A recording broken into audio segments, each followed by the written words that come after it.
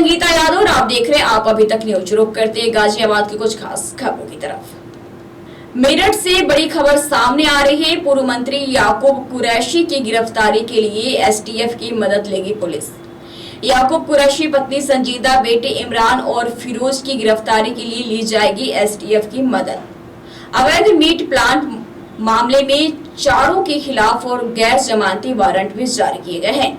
Seal factory में बिना अनुमति चल रही थी मीट प्रोसेसिंग यूनिट। गाजियाबाद के पौस इलाके इंदिरापुरम से एक दिल दहला देने वाला मामला सामने आया है। एक युवक ने नाबालिग को गर्भवती कर दिया, फिर जब उसने शादी के लिए दबाव डाला तो उसे मौत के घाट उतार दिया। पुलिस ने आरोपी को गिरफ्तार करके पूरे मामले की खुलासा किया है। बता दें कि 19 अप्रैल को गाजियाबाद के थाना इंदिरापुरम इलाके के कनावनी में सड़क किनारे इस लड़की शव मिला था। गुस्साए परिजन रोड पर जाम कर प्रदर्शन भी किया। इसके बाद आज पुलिस ने खुलासा किया है कि नाबालिग गर्भवती युवती की हत्या उसके प्रेमी राहुल ने की थी। पुलिस के मुताबिक राहुल पीड़ित परिवार के गांव का ही रहने वाला है। इसके साथ साथ यहाँ भी उनके साथ रहता था। भारतीय जनता पार्टी के राष्ट्रीय अध्यक्ष जेपी नड्डा ने प्रधानमंत्री नरेंद्र मोदी के मासिक कार्यक्रम मन की बात को गाजियाबाद जिले के वसुंधरा में भाजपा कार्यकर्ताओं के साथ सुना। कार्यक्रम के बाद उन्होंने कार्यकर्ताओं को संबोधित करते हुए कहा कि पीएम मोदी ने मन की बात कार्यक्रम में 88 एपिसोड में से कभी भी राजनीति की बात नहीं की। उन्होंने कहा कि प्रधानमंत्री ने अभी तक 88 के 88 एपिसोड में कोई भी राजनीति की बात नहीं की है। वो जो भी बोलेंगे उसको लोग सुनेंगे, लेकिन राजनीति बंद होते हुए भी राजनीति का उपयोग न करते हुए उन्होंने मन की बात में सामाजिक विषयों को हमारे सामने रखा है। आज के इस मन की बात के कार्यक्रम में गाजियाबाद के इस प्रांगण में यहाँ पर उपस्थित हमारे भारतीय जनता पार्टी के क्षेत्रीय अध्यक्ष सम्मानीय मोहित बेनीवाल जी, हमारे राज्यसभा में साथी और हमारे विशेष सहयोगी सम्मानीय अनिल अग्रवाल जी, हमारे राष्ट्रीय मीडिया के प्रभारी और राज्यसभा में मेरे सांसद और हमारे सहयोगी श्री अनिल बलूनी जी, उत्तर प्रदेश सरकार में मंत्री और राज्यसभा में मेरे साथी रहे सम्मानीय नरेंद्र कश्यप जी, श्रीमती आशा वर्मा जी यहाँ के मेयर, श्री संजीव शर्मा जी हमारे महानगर के अध्यक्ष, श्री अतुल गर्ग जी पूर्व में मंत्री और वर्तमान में विधायक, श्री सुनील शर्मा जी हमारे विधायक, श्री अजीत पाल त्यागी जी हमारे विधायक, श्रीमती सुनीता दयाल जी प्रदेश की उपाध्यक्ष, हमारे अमित बाल्मीकि जी महानगर के प्रभारी, सत्येंद्र चौधरी जी मंडल के अध्यक्ष और यहाँ श्री यशवंत सिंह जी बूथ के हमारे अध्यक्ष और यहाँ उपस्थित भारतीय जनता पार्टी के सभी वरिष्ठ पदाधिकारी, कार्यकर्ता और इतनी बड़ी संख्या में आए हुए, बहुत ही शॉर्ट नोटिस पर यहाँ आए हुए हमारे सभी कार्यकर्ता बंधु जो मन की बात सुनने के लिए यहाँ पर आए हैं, आप सबका अभिनंदन है, स्वागत है। हम सब लोगों ने अभी मन की बात का 88 एडिशन सुनने का हमको सौभाग्य मिला। ये 88th एडिशन है, यानी आदरणीय प्रधानमंत्री जी ने आज 88वीं बार मन की बात के माध्यम से हम सब लोगों को अपने विषय जो उनके मन में चलते हैं वो उन्होंने हमारे साथ आत्मसात किया है। 3 अक्टूबर 2014 से यह कार्यक्रम चला है और हम जानते हैं कि उन्होंने समय समय पर समाज में चल रहे विषयों के बारे में चर्चा की है और आज भी उन्होंने हमारे म्यूजियम से लेकर के मैथ्स तक और पर्यावरण से लेकर के जल संरक्षण तक सभी विषयों के बारे में उन्होंने चर्चा की और किस तरीके से इस देश में नए नए प्रयोग हमारे भारत के लोग कर रहे हैं उसकी भी उन्होंने चर्चा की है। इसमें जो गौर करने वाली बात है वो ये है कि भारत के यशस्वी प्रधानमंत्री जो भारत के राजनीतिक कुर्सी पर सबसे ऊंचे स्थान पर बैठे हैं, उन्होंने 88 के 88 एपिसोड में कोई भी राजनीतिक बात नहीं की है, राजनीतिक बात के अलावा ही बात की। वह प्रधानमंत्री हैं, प्रधानमंत्री को देश के नाम संदेश देने का अधिकार है, सारे मीडिया चैनल्स उसको कवर करते हैं, वह जो भी बोलेंगे उसको लोग सुनेंगे। लेकिन उन्होंने मन की बात को राजनीतिक प्राणी होते हुए भी, राजनीतिक पद पर होते हुए भी, राजनीति का उपयोग न करते हुए सामाजिक विषयों को हमारे सामने रखा है। इसको हमको समझना है। अब अगर हम बात करें तो उन्होंने जनता से अपने आप को जोड़ने का भी एक, जिसे हम कह सकते हैं कि बहुत ही एक जिसे अनोखा तरीका भी इसको उपयोग किया है। वह मन की बात कैसे करते हैं? वह लोगों की बात सुनते हैं और लोगों की बातों में से निकाल करके उसका सार रखते हैं। अभी उन्होंने एक हमारे साथी के साथ बातचीत की और वैदिक मैथ्स की रुचि कैसे हो, वैदिक मैथ्स का उपयोग क्या है और हमारे बच्चों को वैदिक मैथ्स को जानने के माध्यम से मैथ्स जो बहुत ही कठिन लगता है वो सरल कैसे हो सकता है, इसकी उन्होंने चर्चा की। यानी उन्होंने विद्यार्थियों को भी संदेश दिया, भारत के पुरातन ज्ञान का भी संदेश दिया और भारत के पुरातन ज्ञान के साथ साथ बच्चे किस तरीके से अच्छा कर सकते हैं इसका भी उन्होंने संकेत किया है।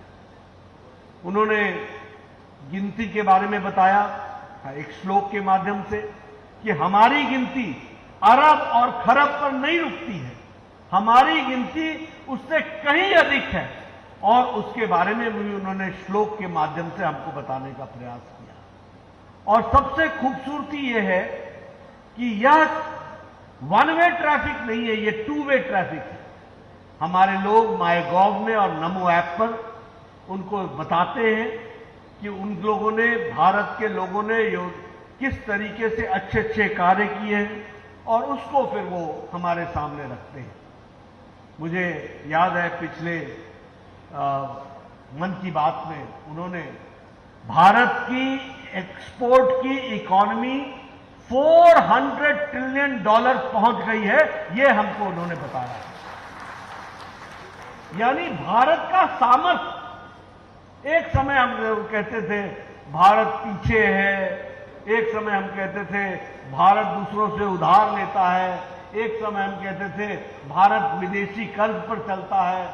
आज भारत 400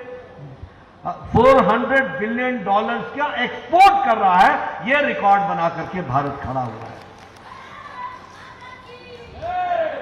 उसी तरीके से उन्होंने योग के बारे में चर्चा की थी और योग के माध्यम से जिनको उन्होंने पद्मा अवार्ड दिया, 126 वर्षीय शिवानंद की चर्चा की और उसके जीवन के बारे में चर्चा की।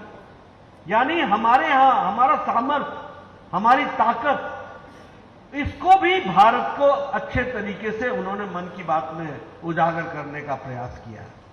एनवायरमेंट के बारे में मैंने आपको बताया ही, जल संरक्षण के बारे में बताया, अभी भी उन्होंने जल संरक्षण के बारे में बताया कि पुराने समय में जब इलेक्ट्रिसिटी नहीं होती थी उस समय भी नेचुरल तरीके से, प्राकृतिक तरीके से जल का संरक्षण किस तरीके से हमारे लोगों ने किया था, इसकी भी उन्होंने चर्चा की है। स्वास्थ्य के बारे में चर्चा करते हैं, फिटनेस के बारे में चर्चा करते हैं, फिट इंडिया के मूवमेंट की चर्चा करते हैं। बच्चों को परीक्षा का बोझ नहीं लेना चाहिए और उसके लिए अभिभावकों को क्या करना चाहिए और क्या नहीं करना चाहिए और विद्यार्थियों को क्या करना चाहिए, इसका भी वह हमको संदेश देते हैं। यानी एक राजनेता घर के बड़े के नाते, देश के बड़े के नाते हमको सामाजिक विषयों से अवगत भी कराते हैं, चर्चा भी करते हैं और समाज मजबूत हो, अपने पुरातन विषयों को समझ करके इसको भी बताने का वो प्रयास करते हैं। मित्रों, ये हमारी एक तरीके से कहिए कि देवताओं का यह आशीर्वाद है कि आदरणीय प्रधानमंत्री जी जैसे हमारे को, मोदी जी हमारे को प्रधानमंत्री मिले और जो हर पल समाज के लिए काम कर रहे हैं, समाज के जीवन में लोगों का उछाल आए, इस बात के लिए वो काम कर रहे हैं। आपको जानकर के खुशी होगी, मैं आपके साथ शेयर कर रहा हूं, अभी IMF और वर्ल्ड बैंक दोनों के जो आंकड़े आए हैं, उसने पिछले 7 सालों में मोदी जी के नेतृत्व में 12% गरीबी का उन्मूलन कर दिया है और गरीबी की रेखा से लोगों को ऊपर उठाया है। अब हम जब चर्चा करते हैं, हमारे विरोधी बोलते हैं ये क्या है उज्ज्वला, ये क्या है उजाला, ये क्या है आयुष्मान, ये क्या है सौभाग्य, ये क्या है प्रधानमंत्री गरीब कल्याण अन्न योजना। यही योजनाओं ने मोदी जी के गरीब आदमी के जीवन स्तर को उठाया है और 12% लोगों को गरीबी की रेखा से ऊपर ले गया है। इस बात को भी हमको समझना चाहिए। इसलिए मित्रों, ये हमें ध्यान में रखना है और हम जो भारतीय जनता पार्टी के कार्यकर्ता है, जैसा मैं कह रहा था, ये हमारा सौभाग्य है कि हमारे नेता हमको राजनीतिक ही नहीं सामाजिक विषयों का भी ज्ञान देते हैं। वो हमारे को धर्म ग्रंथों का उल्लेख करते हुए हमारी संस्कृति का भी ज्ञान देते हैं। ऐसे हमारे प्रधानमंत्री जी की मन की बात को सामूहिक रूप में सुनना, चर्चा करना, लोगों तक ले जाना, ये हमारी जिम्मेवारी बनती है। इसको आप जरूर करिएगा। और मुझे भी मौका मिलता है कि मैं हर बार मन की बात कहीं न कहीं जाकर के अपने कार्यकर्ताओं के साथ सुनता हूं। पिछले 2-3 बार से मैं दिल्ली में सुन रहा था, तो मैंने कहा अब दिल्ली में नहीं सुनूंगा, अब दिल्ली से कहीं बाहर निकलना चाहिए। इस बार मुझे गाजियाबाद का मौका मिला है आप लोगों के साथ सुनने का। अगली बार मैं कहीं और सुनूंगा। लेकिन आप लोग भी ऐसे तय कीजिए कि अपने घर में बैठ के नहीं सुनना है, इसको कहीं मोहल्ले में, कहीं किसी जगह पर, किसी चौपाल में, किसी साथियों के साथ, 20 साथियों के साथ, 50 साथियों के साथ बड़ा टेलीविजन लगा करके हमको मन की बात सुननी है और बाद में उसकी चर्चा करनी है, बूथ पर इसकी चर्चा करनी है। इसका हमको लाभ मिलेगा। और प्रधानमंत्री जी हमको हर महीने इतना संदेश देते हैं, इसका लाभ ना हम उठाएं तो फिर हम कहां उपयोगी कहलाएंगे पार्टी के कार्यकर्ता के रूप में। इसलिए इसको पूरा करना हमारी जिम्मेवारी है। मैं मोहित बेनीवाल जी की और उनके टीम को और यहाँ के स्थानीय अपने बूथ अध्यक्ष श्री यशवंत सिंह जी को धन्यवाद देता हूं कि उन्होंने इस कार्यक्रम में मुझे आने का मौका दिया और आप सब लोगों को यहाँ पर शामिल किया। फीजपुर थाना क्षेत्र अंतर्गत NH9 पर सोना पेट्रोल पंप के पास भीषण सड़क हादसा सामने आया है। यहाँ 2 कारों के बीच में भिड़ंत हो गई। जिस दौरान कारों के बीच ये टक्कर हुई, उस समय उसमें 8 लोग सवार थे। सूचना पर पहुंची पुलिस ने घायलों को अस्पताल में भर्ती करवाया। वहीं अस्पताल पहुंचे लोगों में से 3 की हालत गंभीर देखते हुए उन्हें मेरठ रेफर कर दिया गया है। इसी के साथ मामले में घायलों के परिजनों को सूचना दे दी गई है। प्राप्त जानकारी के अनुसार जनपद बरेली के थाना वो गांव उम्मीदपुर भूता के रहने वाले नवतेज बरकरार कौर, गुरवचन बल्ती और हरजीत सिंह कार से सवार होकर पंजाब से वापस अपने घर लौट रहे थे। फिलहाल गाजियाबाद की खबरों में इतना ही। जल्दी हाजिर होंगे कुछ और बड़ी खबरों के साथ। तब तक आप देखते रहिए आप अभी तक न्यूज।